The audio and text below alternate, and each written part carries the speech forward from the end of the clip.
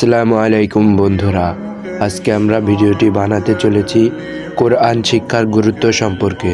তো চলুন ভিডিওটি শুরু করা যাক।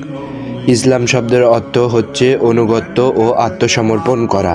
তাই প্রত্যেক মুসলিমকে সে কার অনুগত্য করবে, কিভাবে অনুগত্য করবে এবং কি কাজ থেকে বিরত থাকবে তা জানার জ্ঞান অর্জন প্রয়োজন।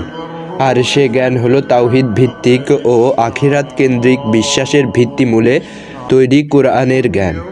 আল্লাহ তাআলা কোরআন শিক্ষার মাধ্যমে জ্ঞানের ধারণাকে শুরু করেছেন। এ মর্মে আল্লাহ তাআলা সূরা আলাকে বলেছেন, হে নবী, পাঠ করুন আপনার প্রতিপালকের নামে, যিনি সৃষ্টি করেছেন, যিনি মানুষকে সৃষ্টি করেছেন রক্তপিণ্ড থেকে।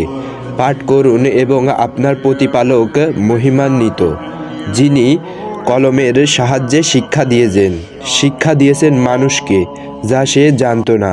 সূরা আল আলাক আয়াত 1 থেকে 5।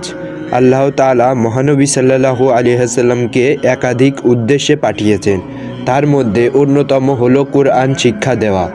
এ বিষয়টি আল কোরআন বিবৃত হয়েছে এভাবে, হে আমার রব, আপনি তাদের মধ্য হতে এমন একজন রাসূল প্রেরণ করেছেন, যিনি তাদের নিকট আপনার আয়াত পাঠ করবেন, আপনার কিতাব ও হিকমত শিক্ষা দেবেন এবং তাদের পরিচয় বা পবিত্র করবেন। সূরা আল বাকারা আয়াত 129। তো বন্ধুরা, আপনাদের যদি ভিডিওটি ভালো লাগে তাহলে একটা লাইক ও একটা সাবস্ক্রাইব করে পাশেই থাকুন, কারণ এমন ভিডিও আমরা প্রতিনিয়ত আপলোড করব ইনশাআল্লাহ।